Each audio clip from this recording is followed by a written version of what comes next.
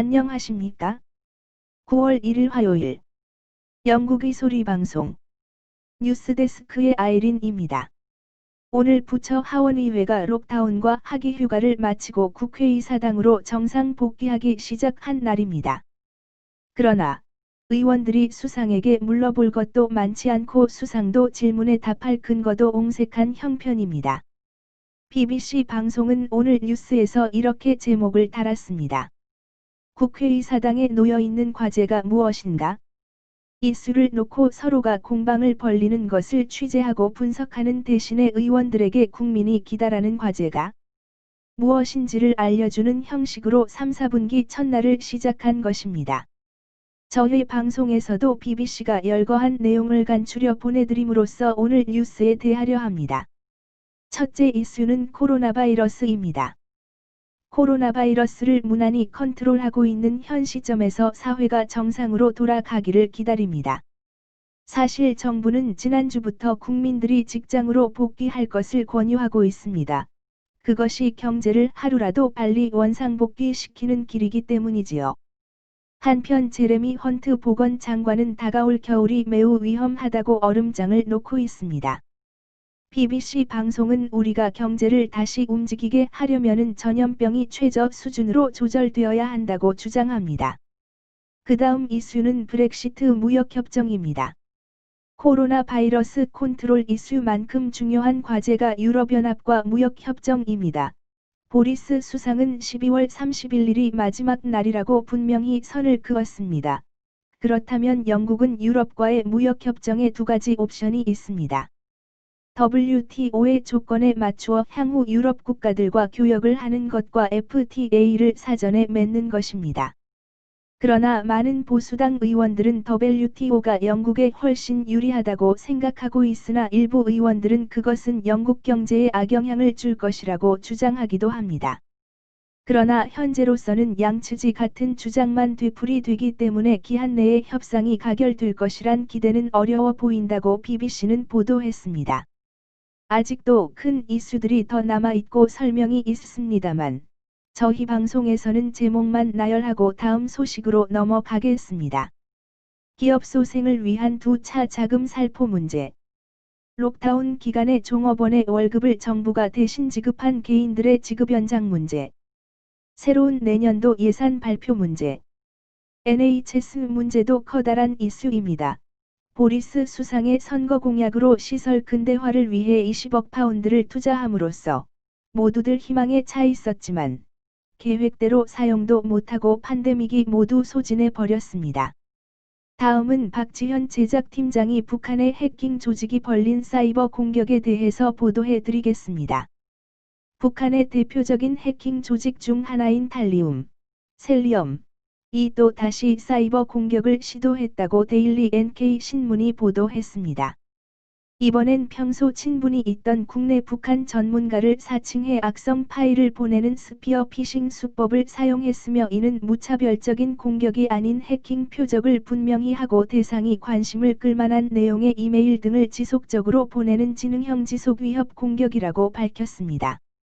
해킹 이메일에는 안녕하십니까? 이상용 국장님.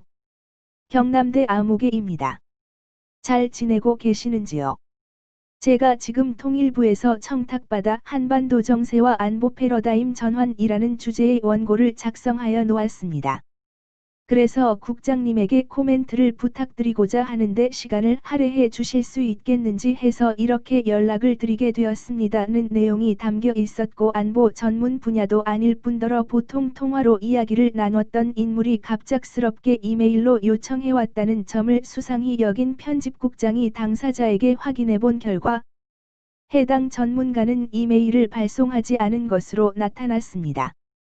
해커가 사회공학적으로 치밀하게 준비하지 않은 상태에서 공격을 했다는 점이 바로 드러난 셈이고 또한 해커는 이메일을 발신인의 실제 주소에다 21을 더 붙인 xx21@한메일.net로 위장했다고 합니다. 이는 발신자를 조작해 메일을 보내는 이메일 스푸핑이며 이메일 발신자 주소 조작은 해커들이 자주 사용하는 방법이고 이 때문에 발신자의 이메일 주소가 정확한지 확인하는 것만으로도 피싱을 상당히 예방할 수 있다고 합니다. 해당 메일을 전문가에게 분석을 의뢰한 결과 이메일에는 별다른 악성 기능과 악성 파일이 없었고 처음부터 첨부 파일을 포함하면 피싱으로 의심받을 것을 염려. 사전 작업용 성격의 이메일을 보낸 것으로 보인다고 하였습니다.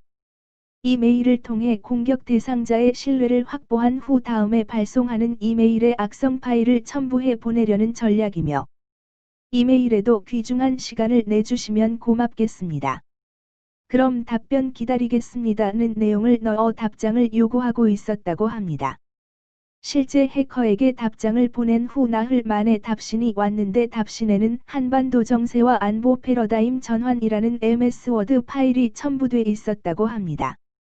해당 파일을 전문가에게 분석을 의뢰한 결과 MS 워드의 매크로 기능을 이용한 악성 문서로 확인됐고 MS 워드의 매크로 기능은 프로그램 취약점이 아니기 때문에 최신 버전을 사용해도 악성 코드가 작동된다고 합니다.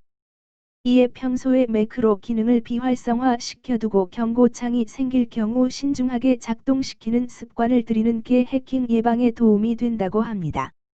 탈륨은 지난해 미국 마이크로소프트사 가 연방법원에 고소한 북한 해킹 조직이며 김숙희는 지난 2014년 한국수력원 자력을 공격했으며 최근까지 국내 정치인, 학자, 탈북민, 대북단체 관계자들을 대상으로 애프트 공격을 지속해온 북한 해킹 조직입니다. 두 조직은 동일하거나 상당히 밀접한 관계에 있는 것으로 알려졌으며 한편 북한 해킹 조직 탈륨은 최근 국내 대기업의 클라우드 서비스를 사칭해 사이버 공격을 한 것으로 나타났습니다.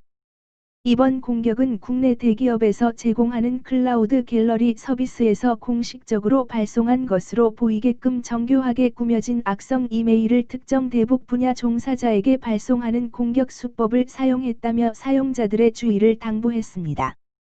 이메일 본문에는 특정 클라우드 서비스의 갤러리 사용이 확인되었다는 안내와 함께 메일 수신자의 궁금증을 유발할 수 있도록 강조된 글씨체로 자주 묻는 질문을 보여준다며 만약 이 문구를 클릭하게 된다면 공격자가 사전에 설정해둔 악성 URL로 연결된다고 합니다. 이 같은 피싱 공격은 전형적인 사회공학적 기법의 하나로 사람의 호기심과 심리를 적절히 활용해 파고드는 고전적인 사이버 위협 방식이지만 그만큼 해킹 효과가 높아 지금도 여전히 널리 사용되고 있습니다. 시청해 주셔서 감사합니다.